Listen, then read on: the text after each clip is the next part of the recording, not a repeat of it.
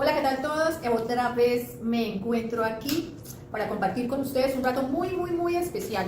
Tengo a alguien que llevo en mi corazón, ha sido una persona muy especial que me ha ayudado en este camino. Yo creo que en algún momento, en otro tiempo, en otros videos he hablado de él. Es una persona que me ha ayudado en este camino, que a pesar de que está lejos, que no está en mi país, está trabajando y sirviéndole al Señor en otra parte, ha estado ahí, no me ha soltado, no me ha abandonado, por decirlo así. Y bueno, para mí es una alegría tenerlo aquí conmigo. Quiero que lo conozcan los que no lo conocen y los que ya lo conocen, entonces se alegren de verlo. Aquí los dejo, es el padre Juan Carlos León. Y pues nada, yo me quedo callada y todas las palabras son del padre. Hola padre Juan Carlos, ¿cómo está? Gracias por la invitación, muy contento también de compartir con ustedes estos minutos. Espero no ser muy pesado porque a veces nos vuelve pesado, los somos un poquito pesados, pero no es mi intención, solamente agradecerles y querer compartir con ustedes algo de la experiencia de fe, lo que se me ha regalado durante este tiempo en mi vida. Bueno, los caminos de conversión no son solamente para nosotros los laicos, ni nada de eso, también son para los sacerdotes, porque igual los sacerdotes pues son humanos, representan a Dios, claramente al Señor, a Jesús, aquí en la tierra, pero pues también son humanos, tienen su humanidad, también cometen errores y pues tienen que corregirlos, y para eso fueron llamados, para servirle al Señor a pesar de todos sus errores. Entonces yo quiero que el padre Juan Carlos, aunque yo lo conozco entre comillas, pero la verdad no lo conozco, él también me va a contar a mí un poco, al igual que a ustedes, cómo ha sido toda esta vida con Dios, desde cuándo tuvo esa iniciativa de ser pastor de la iglesia. Y bueno, padre. Mire, mi vocación empezó desde muy pequeño en la parroquia de mi barrio, en Atalaya. Desde pequeño, pues cuando hice mi primera comunión, me impactó la figura del sacerdote, el sacerdote con sus monaguillos, con sus sotanas, eso me impactó. Vi que ahí fue donde el Señor me enganchó, me llamó desde muy pequeño. Y sí, desde los 11, 12 años estoy en la iglesia, y luego pues serví a la iglesia como monaguillo. Luego tuve varios párrocos, varios sacerdotes que fueron como modelos. Y ya luego cuando los 16, 17 años que empecé uno con esa etapa de discernimiento, ¿no? Querer saber qué voy a hacer, qué va a pasar con mi vida, Dios será qué querrá el Señor en mi vida, cuál será su voluntad. Y pues el acompañamiento de los sacerdotes mediante la iglesia, porque la iglesia madre y maestra te acompaña, pues fue descubriendo que sí, que Dios me llamaba para esto del sacerdocio. Entré al seminario mayor aquí en Cúcuta y continué mi proceso. Entré al seminario como a los 17, 18 años, entrando al seminario con 18 años cumplido. Pues sabe que tenía como muchas dudas, ¿no? Siempre uno tiene muchas dudas, sobre todo uno de adolescente, como será que sí, será que no. Yo tuve unas amigas, no así novias como tal, pero sí tuve unas amigas, y algo normal, no propio de la edad, pero sí sentía que me llamaba mucho la atención el ministerio sacerdotal. Y así, entré al seminario y hice todo mi proceso de formación sacerdotal durante 7, 8 años, como 8 años exactamente, y luego hasta el día de la ordenación sacerdotal. ¿Y cómo fue ese proceso? Pues un proceso, no, mire, o sea, cuando uno está joven, pues ya digo, tiene muchas dudas, muchas inquietudes, ¿verdad? Pero ya después, como que el Señor va respaldando, Él va mostrando a través de signos y de personas que esa es la voluntad de Él. Y sobre todo que uno siente que la voluntad de Dios cuando uno tiene paz en su corazón, cuando uno está contento con lo que está haciendo, ¿verdad? Eso me lo enseñó la iglesia. Yo sé que estoy haciendo la voluntad de Dios si lo que estoy haciendo me da alegría, me da gozo, me da paz. Entonces sentía que sí, que esa era la voluntad de Dios, y ahí luego me ordené sacerdote. Llevo 27 años de sacerdocio, como usted decía ahora, en un proceso de conversión, porque sí, porque somos frágiles, débiles, seres humanos, no somos perfectos solamente el Señor. Y el Señor va transformando la vida de uno, incluso la de los sacerdotes. Yo siento que eso también lo lleva muchísimo a ir transformando. El Juan Carlos de hace 27 años es distinto al de hoy. Ya un proceso más de madurez, con más experiencia de fe, no mejor que ninguno, no. Al contrario, me veo más débil, más frágil, más pecador, más necesitado del amor y de la misericordia de Dios, y deseando que el Señor pues haga su obra salvadora en uno, ¿no? ¿Y siempre tuvo el apoyo de su familia o tuvo tropiezos ahí que de pronto alguien no quiera? Porque... Pues en mi casa somos 5 hijos, yo soy el único varón, el mayor, 4 hermanas. Y para mi padre, pues como que no era muy bueno, porque es hombre el apellido y el único varón, y se ve cura, y entonces aquí qué pasó. Y también yo tenía mucho miedo, mucha preocupación, porque yo era el mayor, mis hermanas pequeñas, mi padre pues estaba así como no muy bien económicamente, y sentía que tenía que ayudarle. Pero es verdad que cuando uno deja o sea, Dios cuando se propone algo con uno, Él lo comienza y Él mismo lo lleva a término. Y Dios fue ayudando para que las necesidades económicas que supuestamente yo tenía que asumir en mi casa por ser el hijo mayor, Dios me fue ayudando poco a poco. Y nunca hizo falta, o sea, Dios nunca se deja ganar en generosidad. Y vi patente la misericordia y la providencia de Dios desde ese tiempo en el seminario. Padre, cuando usted era joven, digamos de niño, usted veía, digamos que esas primeras miras hacia la vocación de sacerdote, usted decía que servía como monaguillo, siempre en los altares.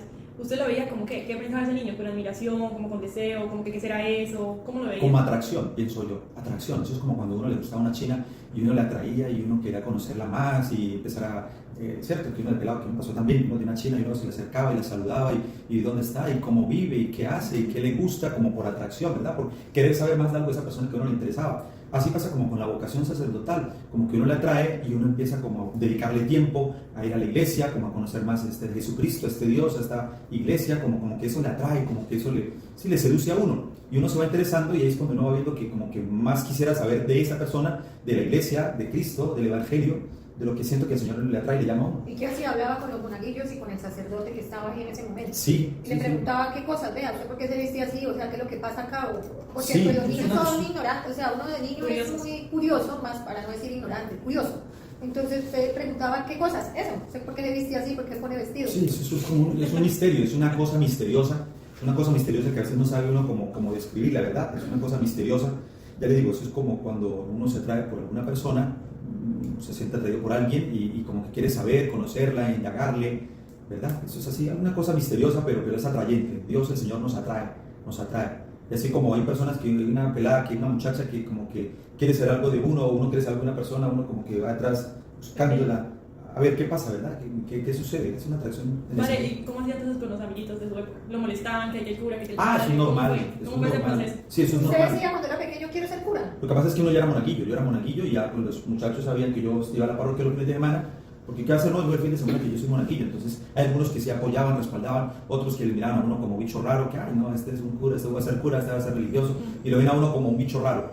Incluso todavía lo ven a uno como un bicho raro, uno es un bicho raro, una cosa como de otro mundo, pero bueno, y el Señor como que le da a uno sus gratificaciones, sus gozos, sus alegrías de estar ahí. O sea, eso no fue motivo para usted decir, vea, no, mejor no.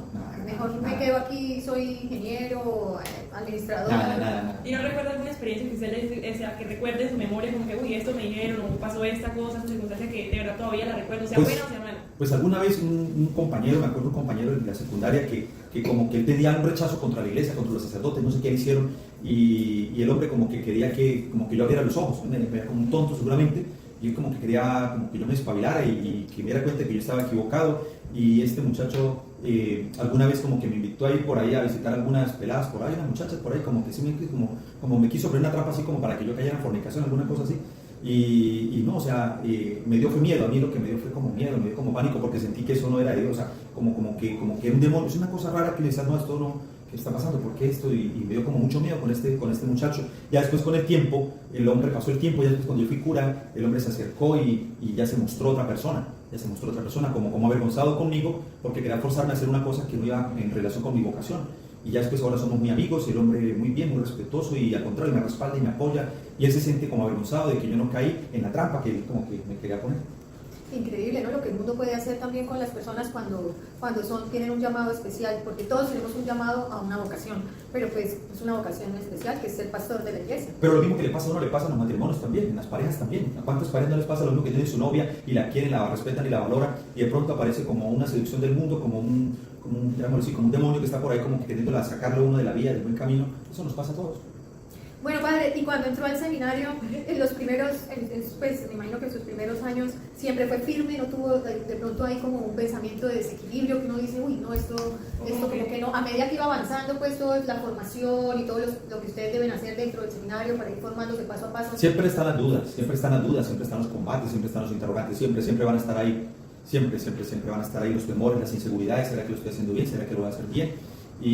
Pero la iglesia le van acompañando, el seminario, los formadores le van acompañando, le van direccionando, le van corrigiendo también a uno, le van haciendo ver como que lo que tiene que madurar, porque la vida es una permanente madurez. Uno en la vida nunca debe pensar, yo ya maduré, no, la vida es de constante madurez y crecimiento, y el seminario pues me fue acompañando en esa parte, me fue direccionando, los directores espirituales, los formadores, hasta los mismos compañeros, de las mismas embarradas que uno comete, aprende muchísimo. O sea, ahí el Espíritu Santo, que es como el director espiritual de cada persona, cada cristiano, pues lo va conduciendo.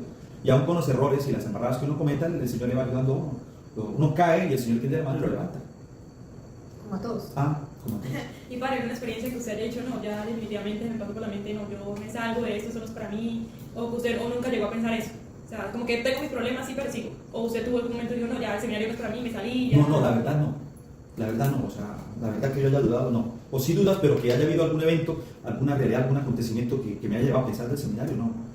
Lo normal, ya les digo, el seminario es una casa de formación, es una escuela de formación y uno tiene pues embarradas, como alguna vez me pasó con los compañeros que echaron a un compañero del seminario y estábamos todos como entre los 24 o 25 años, sacaron a ese compañero del seminario, es un internado, ¿no? El seminario es un colegio internado, una casa de formación interna, y entonces estábamos todos apesadumbrados porque echaron al compañero. Entonces algún compañero por ahí dijo, pues venga, vamos a desquitarlo, vamos a acelerarlo, vamos a comprarnos una botellita de aguardiente, vamos a comprarnos una botellita de aguardiente para calmar las penas porque se fue este compañero nuestro.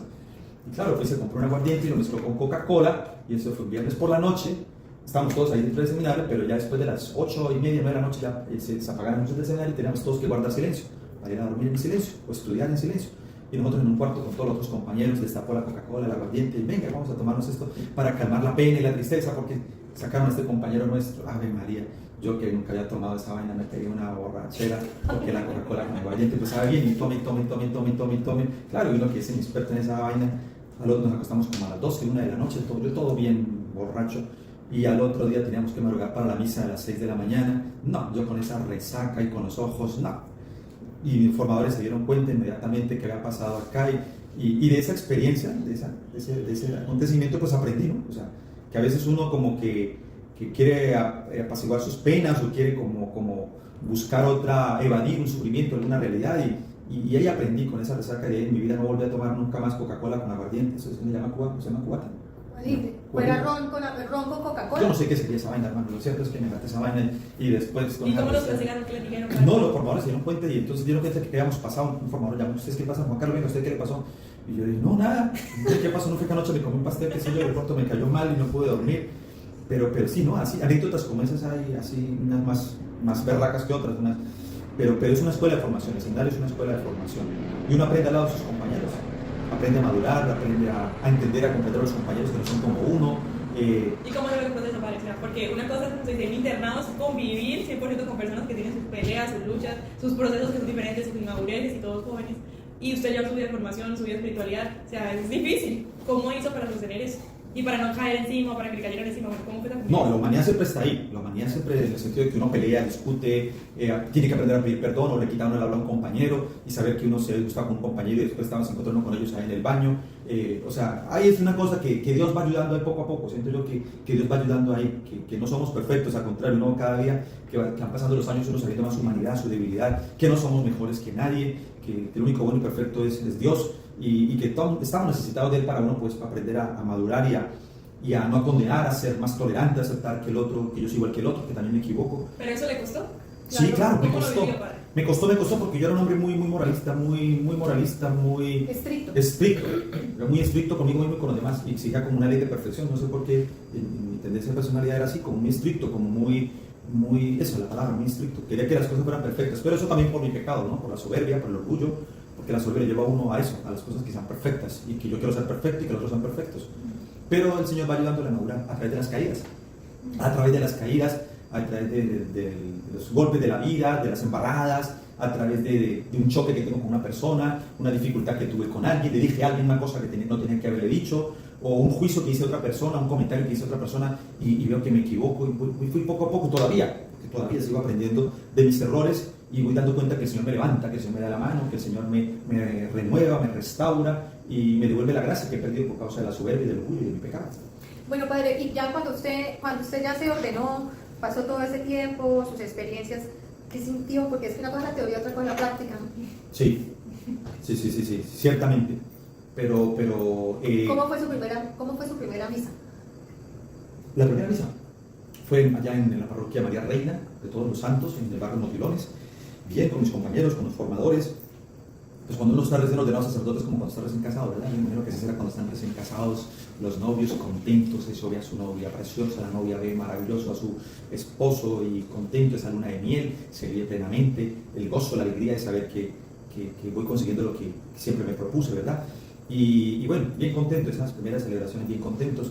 Y un don que el Señor me dio regalando siempre poco a poco, que lo voy descubriendo, es el don de enamorarme cada vez más de lo que soy, de la vocación y de las comunidades parroquiales, porque eso es una cosa que el Señor, todos los sacerdotes la necesitamos, enamorarnos de nuestras comunidades, como el esposo con su esposa, cada día enamorarse más de ella, que ella cada día más se enamore de su esposo, y eso hace que el amor lo lleve a tolerar, a ser más comprensivo, a ser más cercano, y ese don siento que Dios me lo ha regalado en relación con mis comunidades, enamorarme de ellas. A mí hay en particular pues me llama la atención porque hay mucha gente del común que lo conoce, pues por las diferentes parroquias que ha estado con las comunidades y siempre me han dicho eso, ¿no? El padre Juan Carlos es súper cercano a la comunidad, ayuda mucho a los niños, a los adolescentes. Inclusive me decía una chica, él me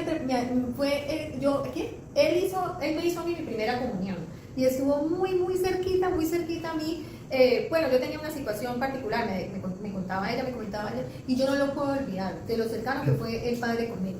Pero también ha sido muy particular que he tenido la oportunidad de hablar con gente, con parejas, con matrimonios, sí, que de una u otra manera ustedes los han orientado y pues ellos han, por la gracia de Dios y a través suyo, pues ellos han podido como ordenar ese camino, ¿no? Como parejas. Y pues yo sé y pues tengo conocimiento, padre, que ese tema de los matrimonios, de las familias como tal, de las dificultades que tenemos nosotros los que somos casados y novios también en proceso pues ya de casarse, pues usted está como muy empapado de eso.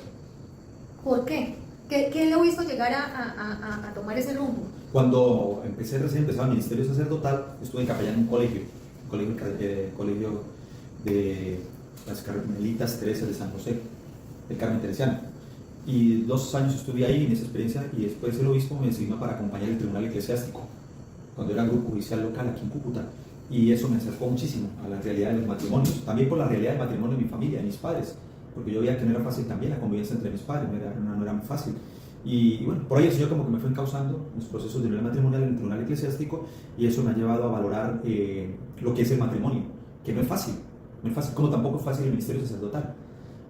Ni una ni la otra es más fácil, ni otra más difícil, no, son realidades particulares, propias, pero todas estamos llamadas a entregarnos, así como el esposo está llamado a entregarse a su esposa, la esposa a su marido, los curas estamos llamados a entregarnos a la comunidad, a enamorarnos de la comunidad, a entregarnos, todo por amor. O sea, ahí la esencialidad de estas dos vocaciones que van muy de la mano, el ministerio sacerdotal y el matrimonio, es darnos, entregarnos, salir de nosotros mismos para dar la vida por el otro. Y a mí eso es una gracia, le digo, eso es pura bondad de Dios, es pura bondad de Dios. Uno da de lo que tiene, ¿no? De la abundancia del corazón habla la boca. Y el Señor cuando lo llena a uno de su presencia, de su gracia, cuando uno es dócil, cuando uno se deja, ya digo, yo no soy ningún santo, simplemente he sentido que Dios me ha dado mucho y cómo no dar de lo que Dios nos da. ¿Cómo no dar de lo que el Señor nos regala? Que nos regala tanta bondad, tanta misericordia, tantos detalles de amor y cariño para con nosotros. Eso es lo que yo procuro un poquito, dar de lo que el Señor nos ha dado. Y por ejemplo, a ver, padre, ¿usted recuerda que nos cuente acá una experiencia con algún matrimonio que usted haya pensado, bueno, esto ya aquí no haya nada que hacer y por lo que uno siempre dice, un milagro de Dios podría solucionar esta relación, que se acuerde, que haya pasado usted en sus manos? Pues mire, la verdad ahora mismo no me llega así a la cabeza, pero sí es verdad y que para Dios nada le queda grande, a Dios nada le queda grande, para Dios todo es posible, con Él todo se puede. Y uno como sacerdote lo único que le dice a las personas es que busquen al Señor y que le abran un poquito su corazón al Señor, a la acción misericordiosa de Dios, que le abran un poquito su corazón al Espíritu Santo y le invoquen y le pidan, Señor, mira, ¿qué quieres de mí? Ayúdame. Eso es una cosa que siempre me ha ayudado. De hecho he visto matrimonios que dicen, no hermano, esto no va a durar nada, esto se va a acabar, porque no ve la diferencia de personalidades de la pareja. Pero después uno dice, bueno, pues para Dios nada es imposible, y uno les invita, venga, pues muchachos, busquen a Dios, invoquen al Señor, vayan a la iglesia, invóquenlo, busquen al Señor y que Él les muestre, porque también es cierto que uno de cura no se las sabe todas, yo no me las sé todas, y yo, o sea, uno es un instrumento de Dios, como ustedes, los laicos, es un instrumento de Dios y que Dios pues será el que direccione, el que hable, el que muestre, el que diga qué planes y qué designios tiene el Señor para estas personas, uno simplemente es un instrumento de Él. Vemos que la juventud hoy en día está bastante alejada del Señor, uno no lo conoce, ¿sí? Y yo he visto que también los papás, nosotros como padres, pues no le mostramos lo que realmente puede hacer ese amor de Jesucristo en ellos, los jóvenes. Y a mí me llama mucho la atención eso, que he visto que en retiros, que hacen retiros, que llevan a los niños, los dejan allá, los adolescentes los dejan allá, y buscan también en muchas ocasiones a los sacerdotes para que los orienten. Pero ¿qué es lo que pasa ahí, padre? ¿Por qué los niños, los jóvenes no se acercan al Señor y nosotros los papás tampoco sabemos cómo llevarlos? Esas son etapas en la vida, María Teresa, toda en la vida hay etapas, la vida de cada persona son por etapas y todos pasamos por esa etapa, como pasamos por la etapa de la niñez, la adolescencia, la rebeldía, luego viene la juventud, luego la mayoría de edad, la madurez. Y son etapas en la vida que Dios las sabe y Dios las conoce y Dios las permite. Y al final pues Dios siempre saldrá al encuentro del hombre, ¿no? Así sea que uno se revele en su adolescencia, en su juventud, Dios está ahí y se mostrará poco a poco a cada persona.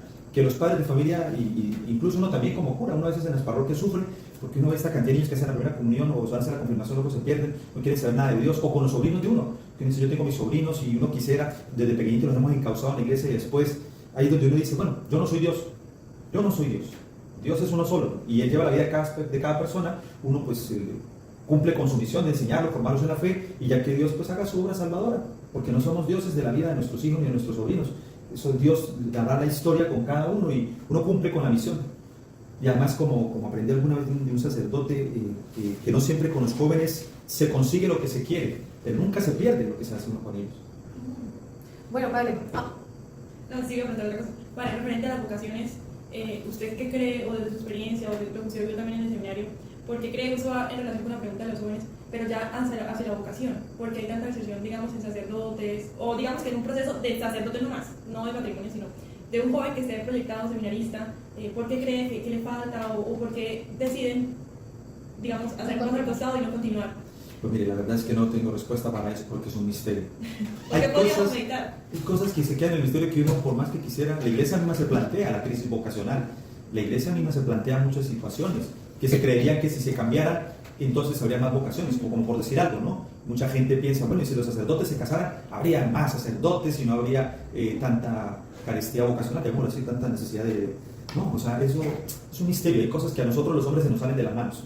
Hay muchas cosas que a nosotros se nos salen de las manos y no dependen de nosotros. Y ahí es donde tenemos que aprender a reconocer que hay un libretista, que hay un director de esta gran película que es la historia de la humanidad, que la lleva el Espíritu Santo.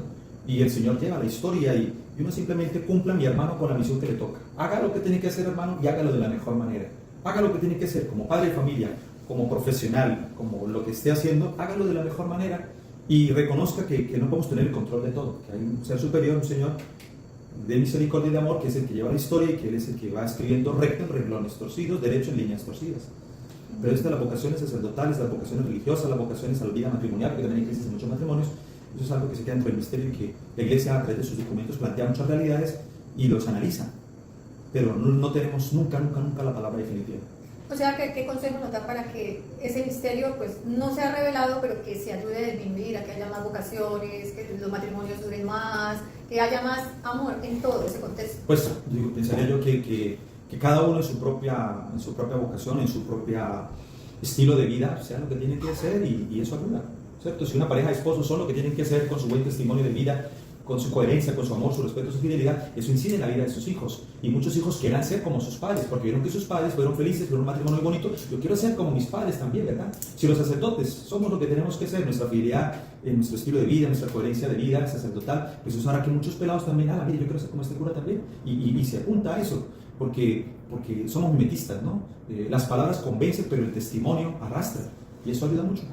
Eso nos decía ayer precisamente el Señor en el Evangelio, ayer. Todos tenemos una vocación y tenemos que hacerlo de la mejor manera, y que más que con nuestro propio testimonio de vida, lo que vamos a hacer es atrapar corazones de otras personas para que el Señor llegue a ellos. Así es. Padre, ¿por qué diocesano y no en una comunidad? Pensé ser religioso en alguna ocasión. ¿Y cuál le llamó la atención? Los franciscanos. ¿Por qué? No sé, de hecho yo cargo la cruz franciscana, no sé, por el estilo de vida de Francisco de Asís. A mí Francisco de Asís me impactó, el estilo de vida de ese hombre me impactó desde que vi sus primeras películas que daban en ese tiempo, Hermanos Sol, Hermana Luna, por ejemplo, y pensé ser religioso, pero como no habían franciscanos muy cerquita, estaban aquí en Cúcuta, pero fue más como el llamado a la vocación diocesana, por los sacerdotes diocesanos que estuvieron cerca de mí. ¿Y qué es lo que más le gusta hacer sacerdote? ¿Qué es lo que más disfruta? Ay, me quitó la pregunta. Sí, a mí me encanta preguntar a esos sacerdotes. ¿Cómo la pregunta? ¿Qué es lo que más le gusta Ser de sacerdote. ser sacerdote? Lo que más disfruta hacer. La alegría de servir, o sea, saber que uno puede ayudar a otras personas, solamente con escucharlos, con estar ahí, eso planifica, eso llena, eso me hace muy feliz. ¿Y qué es lo que El dejar de pensar en mí mismo, en lo que yo quiera, para hacer lo que a otra persona le gusta y le agrada, eso me hace más feliz todavía. ¿Qué es lo que les pasa a los matrimonios? Cuando deja de pensar el esposo en sí mismo para hacer feliz a su esposa, eso en el fondo le da una paz, una gratificación. ¿Qué les pasa a las madres? A ustedes las madres, cuando dejan de pensar en sí misma para pensar en la felicidad de su esposo y de sus hijos, eso como que planifica y llena. Eso le enseña el Señor en el Evangelio. ¿Y lo que menos le gusta, padre? A mí no me gusta, ¿eh? De ser sacerdote. Porque a mí no me gusta el O lo que más le cuesta. De pronto no sé, pero a mí me gusta lo que más le cuesta. Pues no sé, no veo, o sea, ahora mismo no veo una cosa así que me cueste. Porque decir que la soledad no, porque nunca me he sentido solo. Decir que los gustos, ¿cómo se llama esto? Lo que ofrece la vida, los placeres de la vida. Sí, los placeres del mundo. Eso no, tampoco, nunca es una cosa casi así que me haya hecho, ¿no? Eso no. De pronto cuando estaba más joven uno quería como experimentarlo, ¿no? Vivirlos, pero ya después uno dice, no, eso es pasajero. Pero una cosa así que me cueste, ¿no? La verdad, no. Desde cuando usted era un Juan Carlos niño, que veía el sacerdocio como un futuro, que era acólito, que veía los altares, estaba rodeado de sacerdotes, ahorita usted se proyectaba así, como que yo voy a ser así, o qué pensaba en ser sacerdote, ¿cómo? Y si lo cumplió, o sea, si usted mira a hacer uy, el niño Juan Carlos de verdad soñó hacer esto y lo estoy haciendo, o cómo se veía. No, eso nunca lo pensé así. ¿No? Simplemente quería ver como los sacerdotes de mi parroquia, cómo eran felices. O sea, verlos felices, viéndolos celebrar y viéndolos felices, eso fue como que me atrajo. Lo atrajo la alegría de Cristo en ellos. Sí, ya les digo, es que es un gozo interior, es algo indescriptible, es una cosa interior, muy, muy interior, que eso hay que vivirlo para uno poder experimentarlo. ¿Y esa alegría de este niño Juan Carlos, cómo la está viviendo ahora? Todavía lo vivo muy bien, muy contento. Y si muriera y volviera a vivir, le quería hacer que me hiciera sacerdote, eso sí, toda la vida. Sí. Volvería a ser sacerdote en mi iglesia. No, feliz y contento. Feliz. Feliz. Bueno, listo, Padre Juan Carlos, me alegra muchísimo que hayamos compartido con usted este momento. Espero que sean muchos más. Yo sé que pronto partirá, pero volverá, eso sí. Si Dios quiere, ¿no? Si Dios quiere. Sí, pero pues esa es la idea, ¿no? Esa es la idea de la línea recta de cómo deben ser las cosas, pero pues Dios es el único que sabe. Sí. Muchas gracias nuevamente. Espero que podamos seguir conversando así, que podamos volver a estar en un encuentro y hablar de otras cosas, porque hay muchas experiencias que nos pueda contar y que nos ayude a formar ser mejores cada día. Vale, muchas gracias. Recordemos que el signo de amor lleva ese amor de Dios a todos los corazones. Si tienen comentarios, preguntas, inquietudes acerca del Padre Juan Carlos, ahí en los comentarios los pueden dejar. Chao.